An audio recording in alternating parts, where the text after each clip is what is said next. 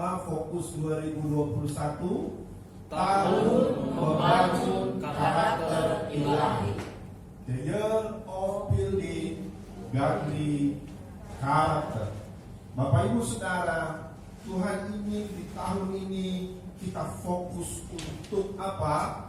Membangun karakter ilahi, agar sungguh pengejaran kita adalah keserupaan dengan Kristus, bukan dengan dunia ini. Amin. Artinya gini, kita harus meninggalkan setiap kebiasaan-kebiasaan lama kita. Kita harus meninggalkan setiap karakter-karakter yang tidak berkenan di hadapan Allah dalam kehidupan kita. Saudara, kita tidak tahu hari ini, nanti malam, esok Tuhan datang. Apakah kita siap atau tidak? Itu sebabnya selagi ada kesempatan, mari hidup berubah di dalam Tuhan. Katakan amin. Itu sebabnya judul khotbah saya hari ini, tahun baru, maka kita harus hidup yang baru di dalam Tuhan. Katakan amin. Kita akan baca Alkitab kita di dalam Roma pasalnya yang ke-6, ayatnya yang pertama sampai ayatnya yang ke-14. Kita akan pelan-pelan membaca ini dengan pengertian kepada Tuhan, saudara, agar sungguh lewat setiap kebenaran ini mengubah hidup kita, memberikan kita pemahaman, pengertian, dan mengubah kehidupan kita.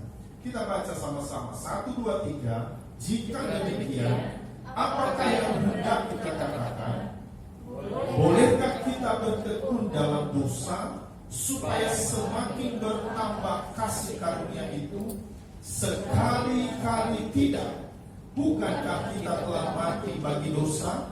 Bagaimanakah kita masih dapat hidup di dalamnya? Atau tidak tahukah kamu bahwa kita semua telah dibaptis dalam Kristus, telah dibaptis dalam kematiannya? Alkitab berkata, bolehkah kita bertekun dalam dosa? Bolehkah kita bertekun dengan kebiasaan lama, kebiasaan buruk, kebiasaan daging, kebiasaan duniawi ini, saudara? Alkitab bilang sekali-kali tidak. Artinya kita harus tinggalkan itu. Karena kenapa? Kita sudah ada di dalam Kristus. Katakan amin. Kita telah mati, kita telah dibaptis di dalam Kristus. Artinya segala dosa, kutuk dosa telah dimatikan dalam penguburannya Kristus. Katakan amin. Ayat berikutnya dikatakan begini, 1, 2, 3. Dengan demikian kita telah dikubur bersama-sama dengan Dia oleh baptisan dalam kematian, supaya sama seperti Kristus telah dibangkitkan dari antara orang mati oleh kemuliaan Bapa, demikian juga kita akan hidup dalam hidup yang baru. Ayat 5, sebab jika kita telah menjadi satu dengan apa yang sama dengan kematiannya, kita juga akan menjadi satu dengan apa yang sama dengan kebangkitannya, saudara. Jadi karena Kristus, saudara, telah mati bagi dosa-dosa kita, kita sekarang telah bangkit bersama dalam kebangkitannya, saudara. Maka di situ dikatakan, demikian juga kita harus hidup dalam hidup yang baru. Amin. Tahun baru, hidup yang baru. Hidup yang baru itu hidup yang baru di dalam Kristus. Berikutnya 1, 2, 3. Sebab siapa yang telah mati, ia telah bebas dari dosa. Jadi jika kita telah mati dengan Kristus, kita percaya bahwa kita akan hidup juga dengan Dia. Karena kita tahu bahwa Kristus sesudah Ia bangkit dari antara orang mati, tidak mati lagi. Maut tidak berkuasa lagi atas Dia. Sebab kematiannya adalah kematian terhadap dosa, satu kali untuk selama-lamanya. Dan kehidupannya adalah kehidupan bagi Allah. Artinya Bapak Ibu Saudara, Tuhan sedang hendak berkata kepada kita, kalau Kristus, Saudara, telah mati untuk membebaskan kita dari dosa, maka sekarang kita harus hidup di dalam Dia. Amin. Kita harus hidup seperti Kristus hidup. Tidak lagi dipengaruhi oleh dosa, tetapi oleh kemuliaan Tuhan, oleh kehendak dan rencana Tuhan, Saudara. Ayat 11. Ayo kita baca sama-sama. Semuanya 1, 2, 3. Demikianlah hendaknya kamu memandangnya. Apa itu? Bahwa kamu telah mati bagi dosa, tetapi kamu hidup bagi Allah dalam Kristus Yesus. Sebab itu hendaklah dosa jangan apa saudara berkuasa lagi di dalam tubuhmu yang fana, supaya kamu jangan lagi menuruti keinginannya. Lihat itu. Jangan lagi turuti keinginan dosa itu. Tuhan tidak suka dengan keadaan seperti itu, saudara. Dengan keadaan yang lama kita itu, dengan keburukan, dengan dosa, dengan kejahatan. Ayo tinggalkan itu. Tuhan mau kita hidup yang baru di dalam Dia. Ayat 13. Dan janganlah kamu menyerahkan anggota-anggota tubuhmu kepada dosa untuk dipakai sebagai senjata kelaliman, tetapi serahkanlah dirimu kepada Allah sebagai orang-orang yang dahulu mati, tetapi yang sekarang hidup, dan serahkanlah anggota-anggota tubuhmu kepada Allah untuk menjadi senjata-senjata kebenaran.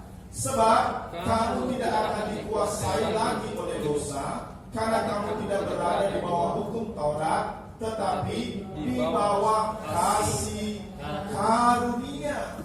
Artinya Bapak Ibu Saudara, kita tidak dikuasai lagi dengan dosa itu, tetapi mari bawa hidup kita ini, saudara, supaya kita menyerahkannya kepada kebenaran, menjadi senjata-senjata kebenaran, agar sungguh hidup kita menjadi berkat dimanapun kita ada. Katakan amin.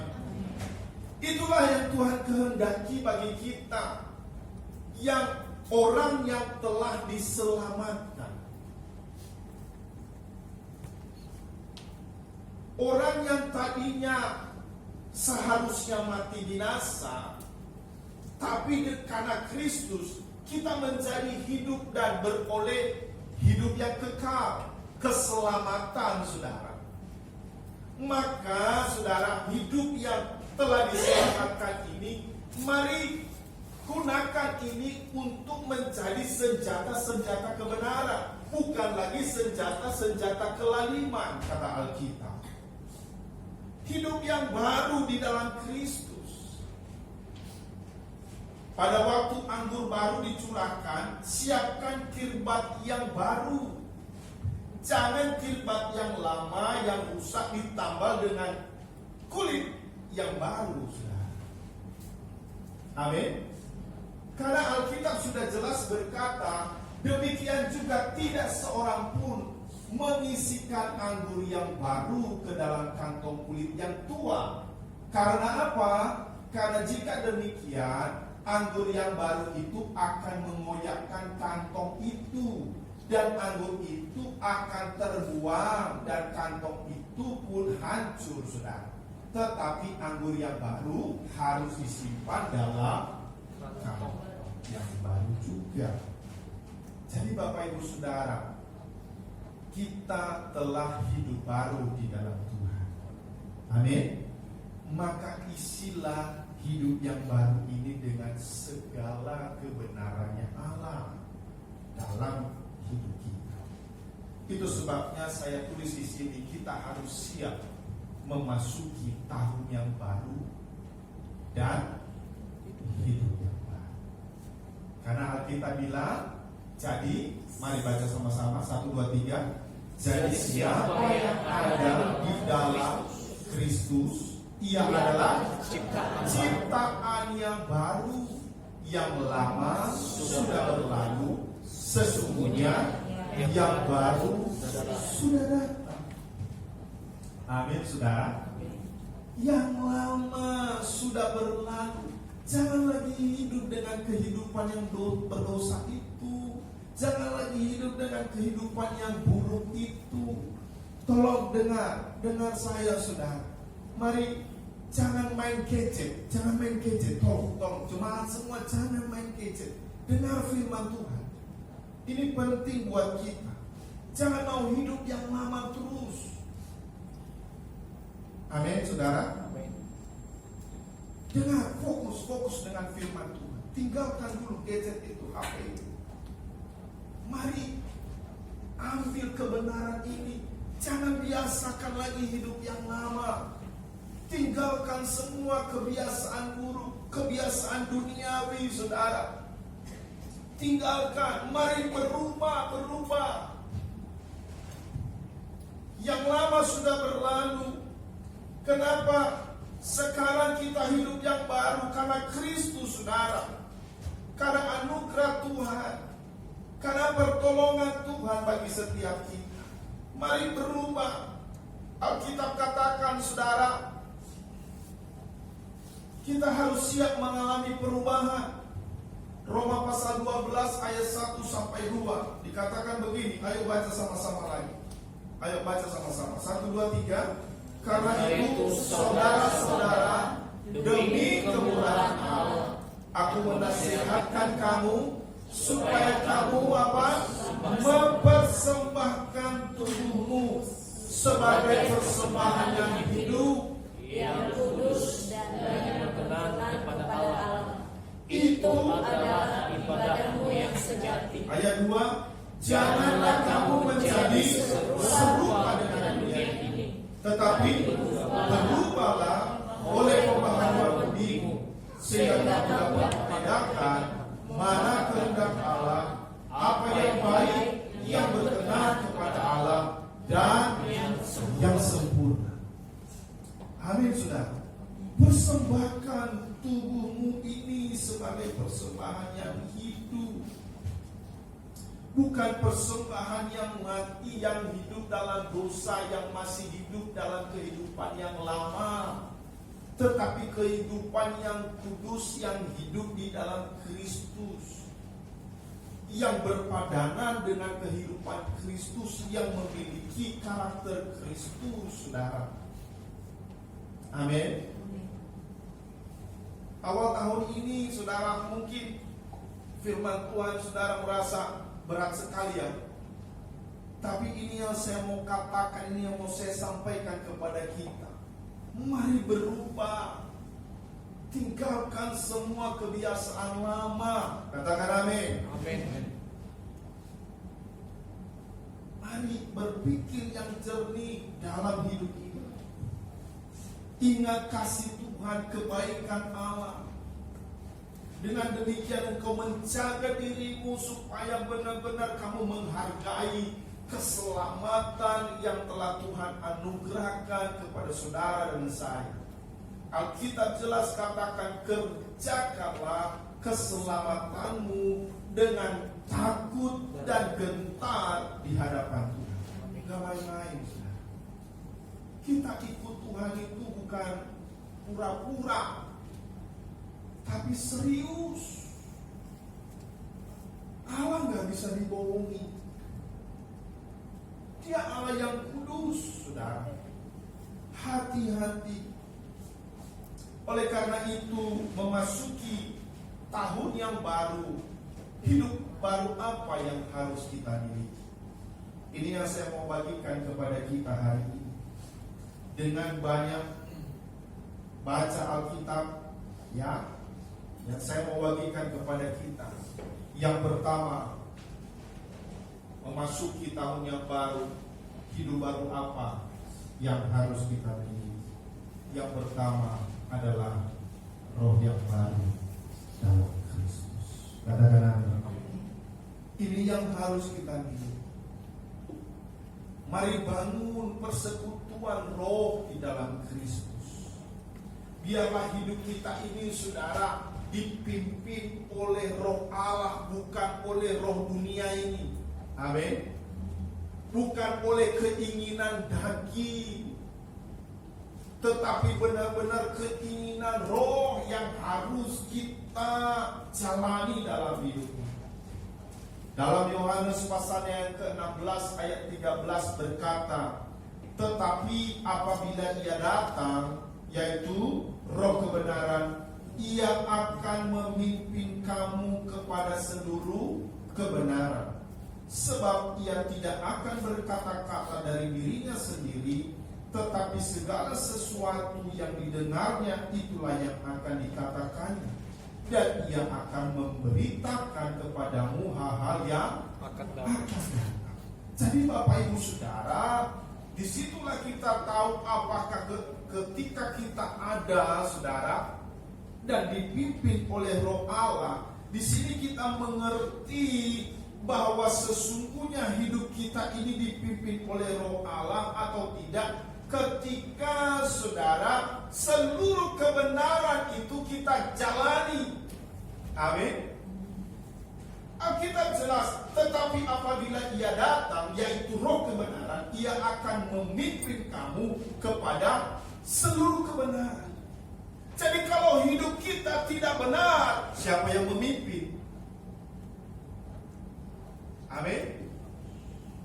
Kalau hidup kita, saudara, suka-suka, maunya kita hidup dalam daging, keinginan duniawi, siapa yang memimpin? Tapi kalau kebenaran, itu roh Allah yang memimpin kita. Kalau hidupnya baik, hidupnya jujur, hidupnya tidak berbohong, hidupnya tidak mencuri, hidupnya tidak menipu, itu yang memimpin adalah roh Allah. Amin. Keras tidak firman ini buat saudara? Hah? Maksud saya, hari berubah. Jangan hidupnya orang-orang. Bapak Ibu, ini sudah tahun 2021. Ayo, semua angkat dimulai dari sana. Hari ini, ayo mulai hal yang baru dalam hidup kita. Kadang-kadang Alkitab berkata di dalam Yehezkiel pasalnya yang ke-11 ayat 19 sampai 20 berkata begini. Aku akan memberikan mereka hati yang lain dan roh yang baru di dalam batin mereka.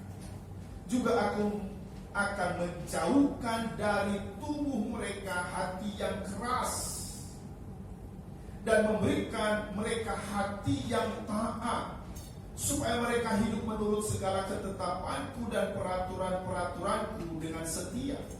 Maka mereka akan menjadi umatku dan aku akan menjadi Allah mereka. Apa keinginan roh sebenarnya dalam hidup kita? Yaitu dia ingin memberikan kita hati yang lain, bukan lagi hati yang jahat yang dulu kita gunakan dalam hidup ini. Apa yang dia ingin berikan? Yaitu roh yang baru, yaitu roh Allah sendiri yang mau memimpin kita kepada seluruh kebenaran. Dan di situ dikatakan, aku juga akan menjauhkan dari tubuh mereka hati yang keras, yang tidak mau taat akan firman Tuhan. Dia ingin menjauhkan itu dari diri kita. Tapi kadang-kadang kita mengeraskan hati dari setiap kebenaran itu, saudara. Kenapa? Karena keinginan daging lebih kuat, bukan keinginan roh yang mau kita terapkan dalam diri kita. Contoh, saya ulang lagi, saudara, jangan tersinggung. Ya, saya bilang tinggalkan merokok. Saudara tidak taat kan? Apa namanya itu? Hati yang keras. Padahal Tuhan ingin saudara memberikan kita hati yang taat, ingin menjauhkan kita dari tubuh. Di situ dikatakan, aku juga akan menjauhkan dari mereka tubuh hati yang keras. Kan kita tahu gak ada baiknya merokok, gak ada baiknya. Tapi kan kita keras hatinya. Maka pertanyaan saya, ini kita mau dipimpin oleh Roh atau tidak? Lalu bagaimana hidup kita kalau seperti ini terus? Kalau tiba-tiba Tuhan datang, apa yang terjadi? Tinggal selesai. Saudara memanggil Tuhan, Tuhan, Tuhan, tapi Alkitab sudah bilang, banyak orang yang akan memanggil saya Tuhan, Tuhan, tapi saya tidak kenal mereka. Kenapa? Karena mereka tidak melakukan apa yang menjadi kehendak. Amin, saudara. Enggak dikenal Tuhan. Kenapa? Tuhan sudah kasih firman-Nya, Tuhan sudah kasih teguran, Tuhan sudah kasih nasihat. Kita mengeraskan hati. Ya udah. Jangan salahkan Tuhan, sudah salahkan dirimu sendiri. Itu sebabnya saya mau sampaikan, mari miliki kerendahan hati di hadapan Tuhan mulai di tahun ini. Tahun yang baru, mari hidup yang baru. Katakan amin. Apabila kita memiliki roh yang baru di dalam Kristus yang dipimpin oleh Roh Allah sendiri, maka banyak hal yang akan terjadi dalam hidup kita. Contoh Daniel. Di dalam Daniel pasal 1 ayat 19, 20, 21, apa yang terjadi? Dia memiliki kecerdasan, saudara, melebihi daripada orang-orang lain.